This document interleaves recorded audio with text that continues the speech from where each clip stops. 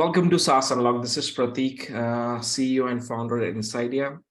We have a special guest today, but before I introduce him, I want to discuss more about the content creation part. Today, social media is so busy with a lot of content out there. We are creating so much content, but we are struggling with repurposing our content in different platforms. For example, I create a lot of content on LinkedIn, but eventually, when it comes to converting to videos or using other platforms, it's quite challenging. So let me introduce you to a special guest today, Hani. Hani is a founder and CEO at Repurpose.io. He has built something amazing, and I'll let him share his story. And maybe, Hani, you can share your backstory so audience can know from you.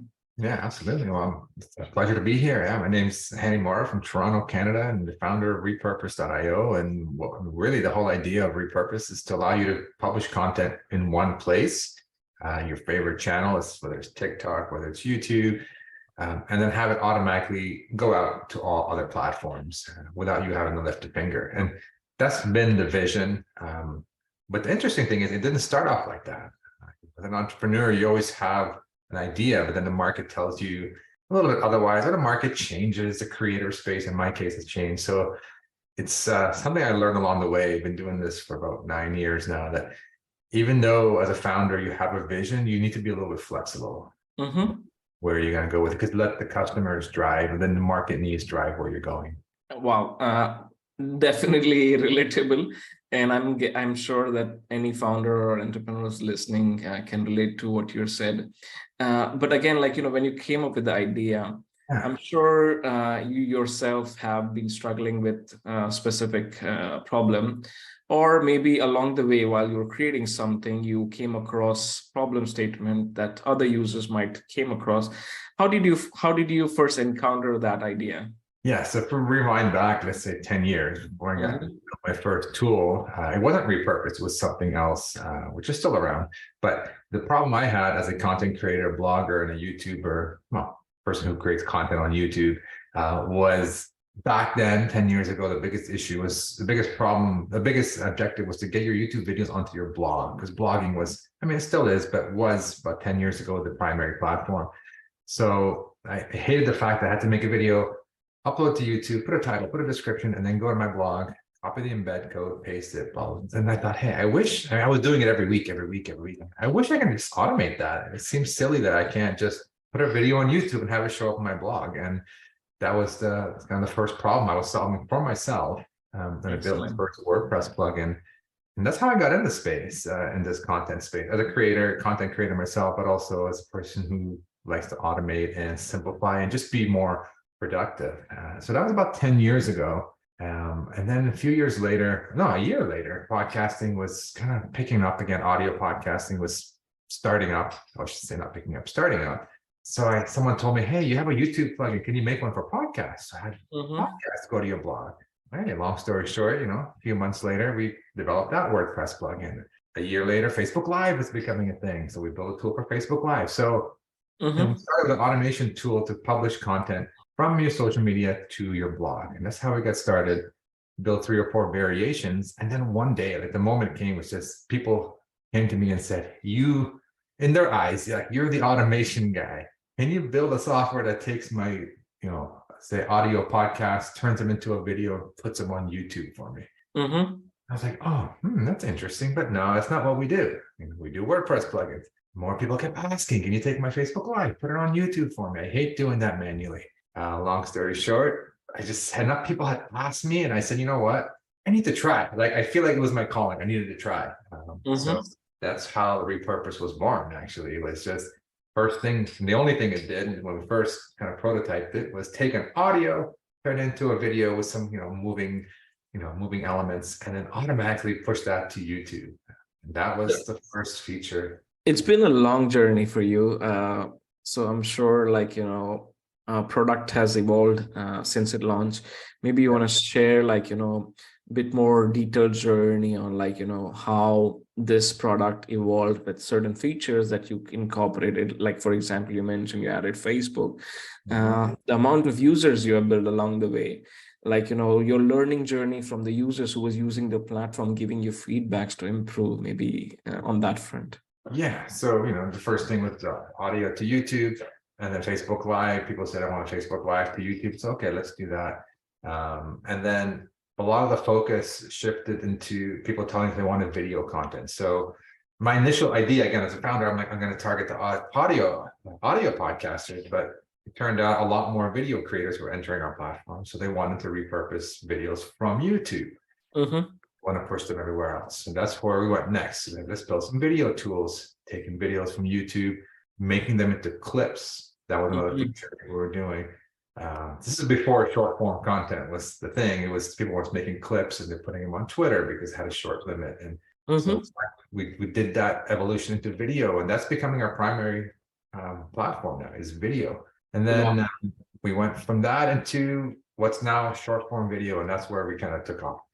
A year ago, TikTok, just, we decided to do an integration with TikTok and repurpose that content to different platforms. And that's when really we kind of found another round of product market fit, a whole different type of product market fit with a different type of audience, which are the short form creators. And that's when things started to kind of take off quickly. We saw let's talk about specific use case, right? If I'm like an content creator, maybe understanding the product side better, right? So it's creating video from text, or no, it's very the simple. other way around. No, it's basically the idea is let's say TikTok is my go-to platform. Nowadays, people either go TikTok first or Instagram. Let's say TikTok, right? I do video on TikTok. I do all my editing on TikTok because I like the editor. I do everything and I publish it to TikTok. Then I got to go and download the video from TikTok without the watermark. Then I got to upload it to Twitter. Then I got to upload it to LinkedIn. Then I got to upload it to YouTube Short, and then Instagram Reel, and then Facebook Reel. With our software, once you connect it all up, you can just upload video to TikTok, and then the rest is automatic. We take the video from TikTok without the watermark, and we'll automatically post it to all other platforms. Oh, wow, this is so good. Yeah, it's scheduling tool to next level. Next level, yeah, because you don't have to do any scheduling, even if you don't want. You could if you wanted to, but you can set it up to be completely automatic, such that when the new videos up on TikTok within an hour, actually within 2 hours, you say, it will automatically show up on all your other platforms that you want. You choose obviously which ones you want it to go to. Perfect. So like, your product has helped so many businesses. I'm sure you have like great testimonials from the customers who've been using your platform.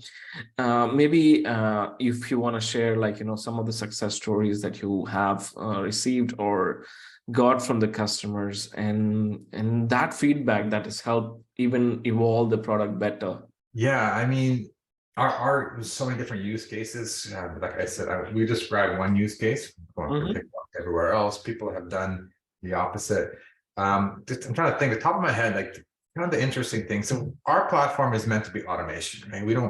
We can't say, hey, your YouTube channel is going to explode, or we can't guarantee it. We don't have control over the algorithm. All we do is we help you save a ton of time by we automatically posting it. But we did have a few, use case studies. I wouldn't say studies, just customers telling us, hey, set up a workflow from TikTok to YouTube Shorts back in the summer when YouTube Shorts was becoming hot. I just set auto, I just let it go. And then, within a month, like their channel exploded. They've had like millions of views, like cumulative millions of views. Subscriber rates went up the roof.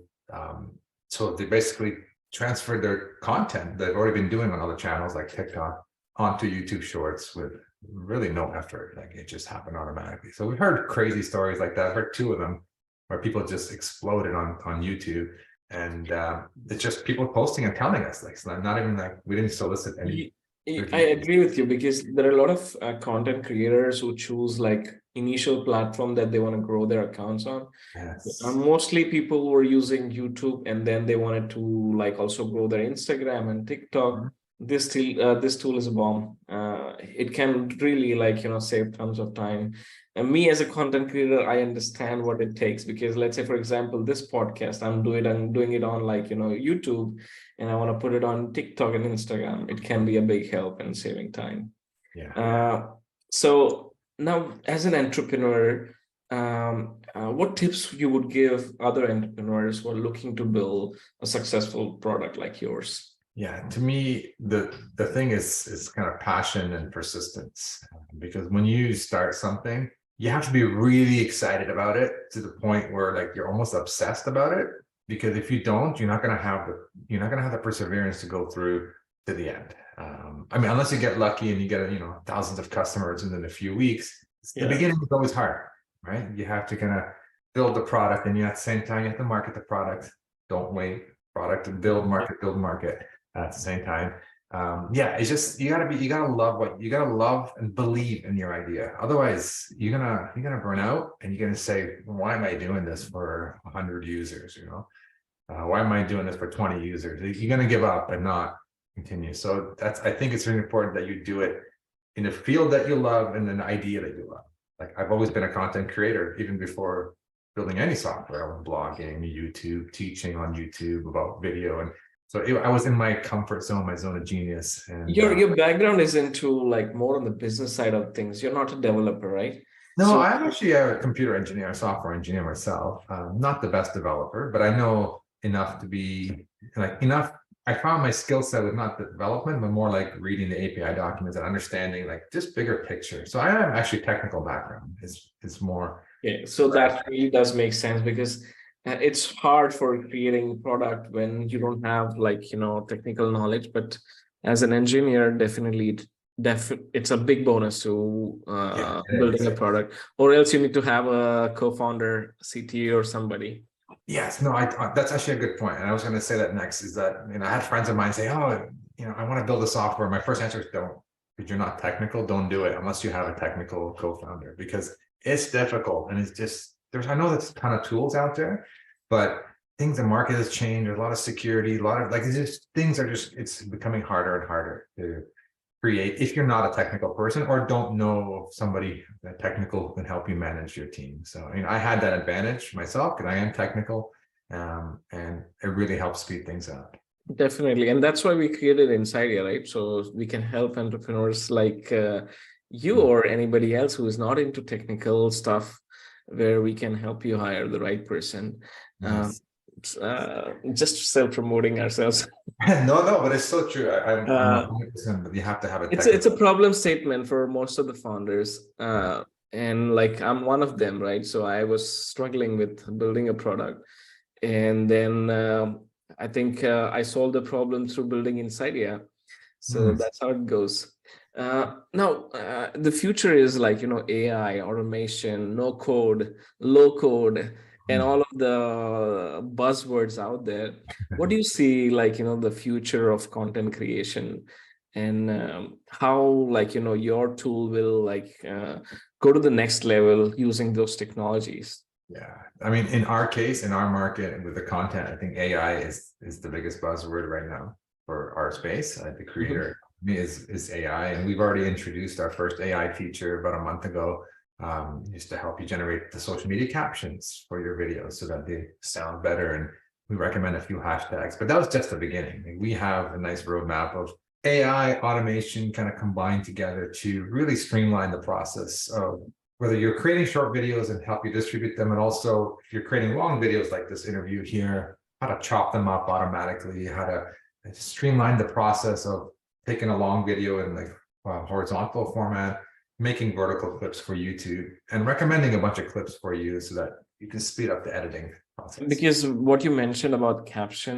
it definitely is a biggest pain point. Not now so much if you are using ChatGPT or AI. Mhm. But again, within the platform, it is much easier, uh, because at the end of the day, repurpose goal is to save time, Mhm. right? So definitely does add an additional feature that your user will love. Yeah. That brings us to like most interesting part of the session, and it's a rapid fire round where we learn more about your personal side of things. Ready? And yeah, there are 5 questions, and you have to be a bit quick to answer those. Again, you can take your time. Just kidding. Okay. Uh, Name one other company and CEO that inspires you and why. Steve Jobs, and he's just the way everything is built great from the inside and the outside. That's a quote I heard from one of his books: "Is build things amazing from the inside, even when customers can't see it, and from the outside, where customers can see and interact with it." and still like, user experience, when you Yes. create those two things, it's incredible. I love him too. What's one of the best business advice you've ever received? Just just put it out there. Put something out there and get feedback because you don't know what's going to happen. In addition to like, this question, like what was like, one thing that, makes business successful, or one thing that makes you successful in your entrepreneur journey? You have to care about your customers. Treat them almost like every customer, especially in the beginning, is like a friend, not a dollar figure, a friend. Like I want to help my friend get this, get that, and just get personal with your customers and make your software, if it's a software or whatever service, make it feel like someone's working with a human, not working with a big corporation or working with a tool. Just make yourself or your team available to help people like you would your own friend. Perfect. Always like, there are certain skills that every entrepreneur possesses, right? So what is one skill that has helped you build this company successfully? I mean, obviously the technical skill helped, but it's not a mandatory, it was a technical skill. But also just having systems, being able to understand that you can't do everything yourself. When you do in the beginning, you might, but then you need to start documenting and building small systems in place and building a team that supports you. So your role switches from doing everything to, instead of how do I do this, it's who's going to do this and how am I going to get that help to come help me. That's really important. You're going to hit a ceiling very quickly when you try to do everything yourself or with one or two people. Absolutely. So there's also thing, right? When you're into your entrepreneurial journey, and there's always a roller coaster. There's new challenges every day. Dealing with team members sometimes can be a hassle. Hiring and making decisions, revenue, sales, marketing, a lot of things going on, right? And sometimes it's stressful, frustrating. What motivates you the most during this journey? You mean like which part of the business or more No, I like mean, like, what how is do you your get through the motivation platform? to keep going and not getting like, frustrated? Because at the end of the day, business is a long-term game and it Yes. requires consistent effort. And usually people give up too early, right? The question is, what should be your motivation that keeps you going? Yeah, it should not be money. I mean, everyone wants money and to grow their business, obviously you need money, but that shouldn't be your only motivator. Like I said earlier, you have to love, like I believe in Repurpose. The idea is it's so different, it's special. I believe in it. I mean, this is something I was almost building for myself in a way. Like this is gonna be the best. Here's how we solve this problem. You really gotta love what you're doing and really believe in what you're doing, because you're going to hit points where things are flat, things are going down, and you just need to adjust. You can't just throw the towel and give up. You need to adjust. If you believe in your product and you believe in your service or your business in general, that's going to get you through the hard times, because everyone goes through hard times. In the beginning, it's hard, and then even midway through, a couple of years into it, we're doing well, and then things kind of went flat for a while. And I'm like, I still have so much like ideas and stuff to build in the tool. So you really got to be passionate and love it to get through those hard times. What's your take on like, consistency? How much time do you think on average that entrepreneurs should at least spend on the startup before giving up? Like Because years. Say, I mean, your journey is like 10 years long, right right? now it's 10 years across all the product. Yeah, when the Yeah. repurpose itself, it's been about almost 6 years with the repurpose. Wow. The other tools has been obviously I'm asking this question because there are a lot of aspiring entrepreneurs who are like maybe early in their journeys. And usually like, people start, okay, they take the first step, Mhm. but they don't see results like, in first 1 month, maybe 6 months, maybe 1 year. And usually they give up in their first year. What is Yes. something that like, what tip you would give them, which will actually like, help them be consistent and still stick to it and become profitable? Yeah, I mean, the first thing I did when I launched Repurpose, before I really built anything, I tried to sell it. Like I did a pre-sell. I said, hey, here's the idea. I was always afraid to do that. I heard people do it. I'm like, how do you sell something that's not built yet? But I said, let me try. I just did a webinar and invited, whatever email list I had, a few hundred people on there. And I sold the idea, and I showed just a couple of screenshots, a couple of ideas, and I said, it'll be ready in like 3-4 months. If sign up now. And I had 25 people, give me money and believe in the idea. I mean, they were on my email list, so they knew me. I built a relationship.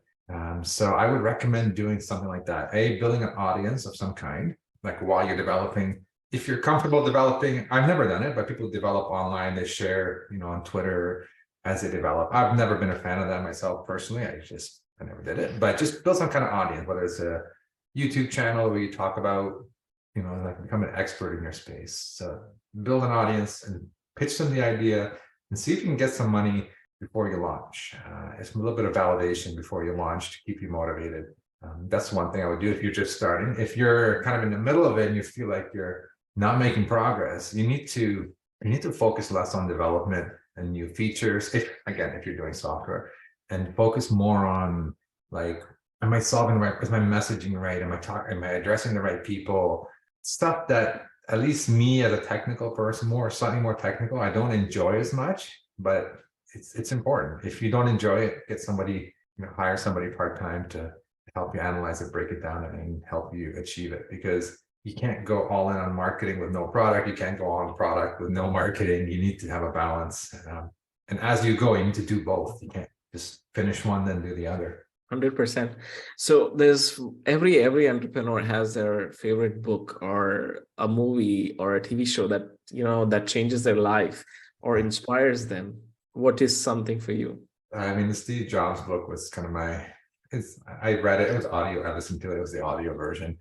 I don't read a lot of books. I'll be honest with you. Probably maybe in the low minority here that I don't read a lot of books.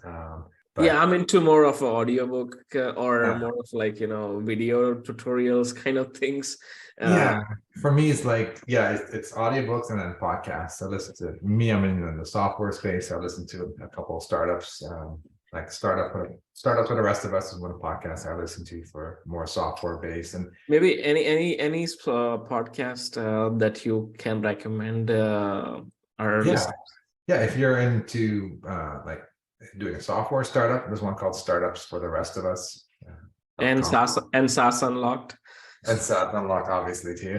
But the thing is with podcasts, I learned for a while is it's great, it's inspiring, but you have to look at it as inspiration, not necessarily actionable tips. Like, it's good, it gets you motivated, you're out, you're walking, and then you get back, and then you gotta do. Right? You can't keep consuming. You got to consume, get motivated, inspired, and then try something. Maybe you learn something from me or somebody on another episode, and then you got to take action. That's the bottom line. Like, listening and consuming is only get you so far. You need to apply, do something. Try this little trick, or send the email out that you don't want to send to your audience, or just take that first step. Otherwise, you're going to be consuming and not actually achieving anything. So just keep that balance in mind, and don't get overwhelmed. Like one thing I did is not regret. Like, I look back, I'm like, man, I can't believe I did that. It's like compare myself to a lot of people. Like, especially when I launched Repurpose, a bunch of people were launching software in the similar space, not competitive, but in adjacent space in the content creation. And then a year later, I'm like, wow, they're doing so many things. Sometimes they post their revenue, and I'm just like, wow, why am I not?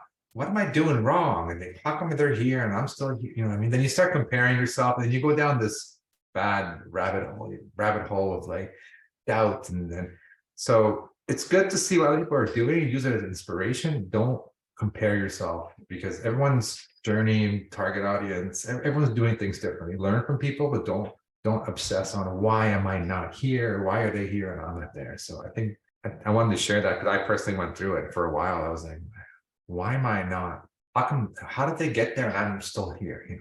And then it's not a healthy place to be. It's you versus you, not you versus others. Yeah, I like and that. When you stop comparing, I think automatically start growing, because you just focus on yourself. Yeah. And eventually you become better version of yourself if you try to improve every single day. Yeah. Absolutely. No, Thank you for sharing that, Hani. That wraps up the session. But before we end, I want to give you an opportunity to share anything that you want to share with the audience, how they can reach out to you, and like where they can use your product. Yeah, if you want to check it out, we have a free trial at repurpose.io. You can try it for free, really experience what it's all about. And if you want to reach out to me personally, I'm at Hani Mourra, HANIMOURRA. Pretty much all the platforms, Twitter, LinkedIn, Facebook. Thank you so much, Hani, for joining us today. It was really pleasure having you on the show. And until next time, this is Pratik Thakker from SaaS Unlocked signing off.